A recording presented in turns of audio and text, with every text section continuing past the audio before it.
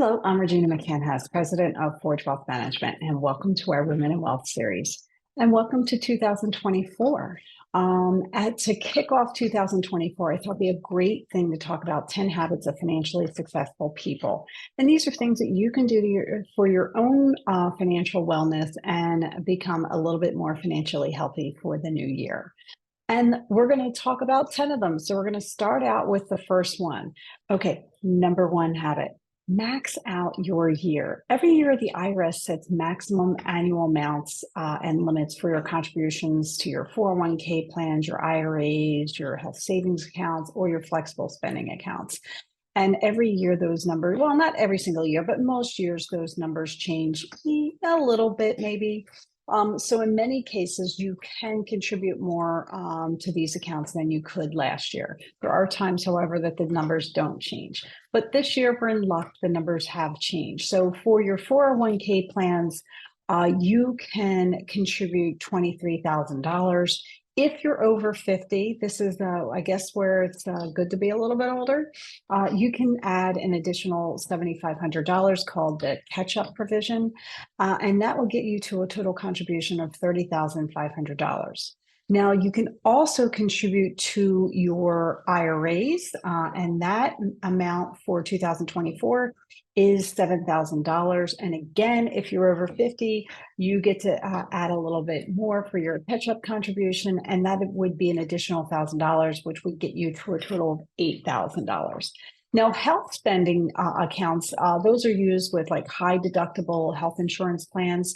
That number went to $4,150 in 2024 for an individual, or for a family, the amount is $8,300. With your flexible spending accounts, they went up a tiny bit. That number went to $3,200. So those are the numbers that you can, that could be your goal to match to your contributions, the maximum annual contributions that the IRS is allowing for us. So that is habit number one. Okay, habit number two. Help minimize your tax bill. Now, this is something you would have done in December of 2023, but if you didn't, or, just a reminder for the end of this year, you would do it in December of 2024, or, any time throughout the year you can do it. But basically, before year end, you want to evaluate your portfolio's winners and losers for tax loss harvesting opportunities. And then this process of offsetting assets that have increased in value, which we call capital gains, which could increase your tax bill. If you offset those with assets that have decreased in value, called capital losses, that's why we refer to it as tax loss harvesting. Okay, ready? Number three, third habit. Use it before you lose it. Now, we mentioned some of those flexible spending accounts in habit number one, increasing your contributions there. So some of those types of accounts have cutoff dates for you to use them, and the remaining funds in the accounts can't be applied to expenses for the following year. So you want to make sure you stay caught up on those receipts and reimbursements, and or plan out your purchases before year end. Always, try to use them before year end, because it's kind of like if you don't use it, I should say, you'll lose it. Goes poof, no thank you, don't have it anymore. So let's try to avoid that. Number four habit, rebalance. As different asset classes moved throughout the year, your portfolio's intended asset mix probably has shifted. So at least once a year, you want to reconsider balancing your portfolio to your goal allocations. And that's really, does it match up to what your, investment objective is and your risk tolerance is? Those are the types of things that you want to look at when you're rebalancing. Obviously, you also want to keep when you're doing that, remember there could be capital gains or losses when you do that. All right. So habit number five, give unto others. Another important year-end task list. It's also something to think about in the beginning of the year, because you can make it part of your plan for the year, is you want to tabulate your charitable giving for the year, for the previous year, so that you know what's an itemized deduction, but you had to make them before December 31st. So that's okay. So you can tabulate them for your tax return. And in the beginning of the year, you may want to sit down and, look at the amount that you made last year and decide, okay, well, I want to increase that by whatever percent, or I want to keep it the same. And I'm going to look at the charities that I donated to, and do I want to keep the charities the same? Or add some new charities, all those fun things. But that could be part of your planning as well. Habit number 6, kind of take a step back. A lot can happen in a year. Did you get married? Did you get divorced? Did you have a child? Major life events such as those can play a major role in your finances. So, you just want to make sure that you're letting your financial and your tax professionals know about them. It's also a good time to make sure that you're checking your beneficiary information on all of your accounts, your investment accounts, your retirement accounts, your insurance policies. You want to look at them at least once a year, especially if you had a life transition, a death, a divorce, or a child coming into the world. You may need to update your beneficiaries and make sure everybody's covered. And the beneficiaries are, still the same beneficiaries that you thought you wanted last year or the last time you looked at your beneficiaries. Also, another thing on beneficiaries that you may want to look at is, do they match up to what your will says? So a lot of people do their will and then they put it in a drawer and, they forget about it. And then they're doing their beneficiaries and they're like, oh, I'm going to have this person and that person. But, it sometimes doesn't match up to the will. And that's okay if that's intended. But you do, if possible, you want to kind of be cognizant of that so that you're consistent with your messaging.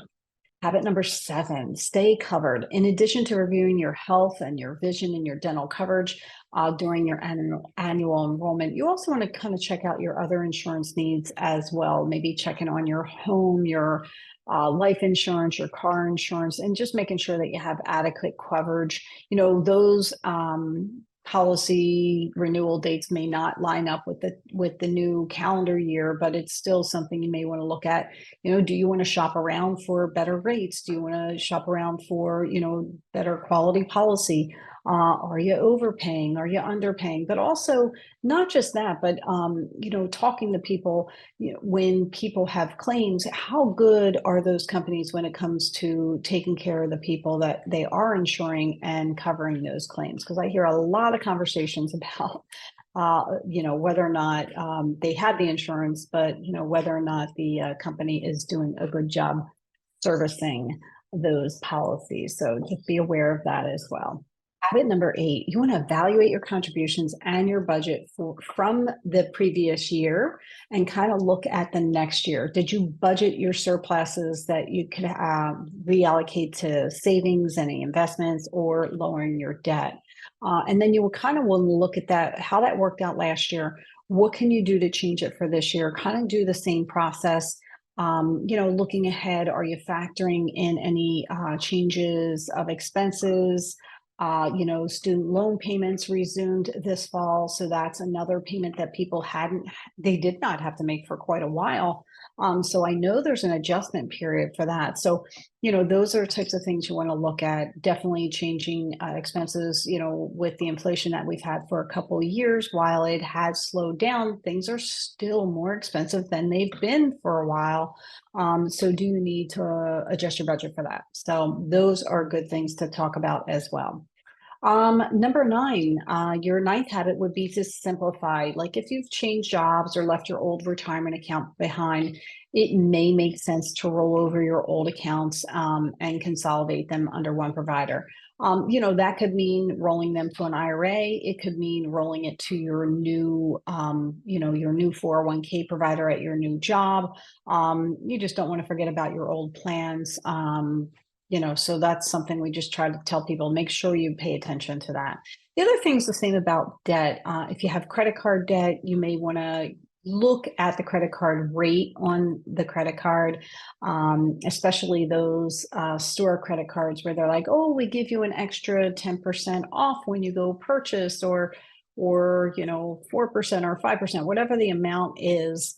But then when you look at the interest rate on the card, if you keep a balance, it's like, I don't know, 25, 28%. So pretty expensive. Habit number 10, preparing for the new year. This is something, it's January or February. It's not too late to do that. Maybe have a financial meeting at your house, sitting down at the kitchen table Sunday, after, get everything done on your Sunday morning, have a nice breakfast, have a nice lunch, and sit down and have a family financial meeting. Talk about, your ins, what's coming in, what's going out, what are you keeping, what are you saving, how are you saving, where are your donations going to, kind of do a financial wellness checkup so that everyone who should know in the family where the finances are has an up-to-date information or knowledge on what's going on in your financial world. A lot of times we find that, one spouse versus the other takes care of the finances, which is fine because we're all busy people. But, the one thing you could do is once a quarter, once a month, sit down, kitchen table. Hey, let's just review it. This is what's going on. This is our list of accounts. This is where they are. This is how they're invested. These are our bank accounts. These are our debts, our car loans, our mortgage, our credit cards, our student loan debts. These are where they are. This is how we're paying them back. Things like that are really healthy habits to do to get you ahead and be financially successful in the future. So with that, I want to thank you very much for joining me. And I will tell you, I think my call to action here is, no matter what you do, I think you at least assess where you were last year, what you did last year, and assess what your goals are for this year. And, can you repeat some of the same activities that you did last year that were successful for your financial health? And, what do you need to improve to make it a little bit better for the upcoming year? And with that, thank you so much. Again, I'm Regina McCann, president of Forge Wealth Management. And you can find our website at forgewealth.com. We are on Facebook, Instagram, and YouTube at Forge Wealth. And LinkedIn is Regina McCann. Thanks and have a great day.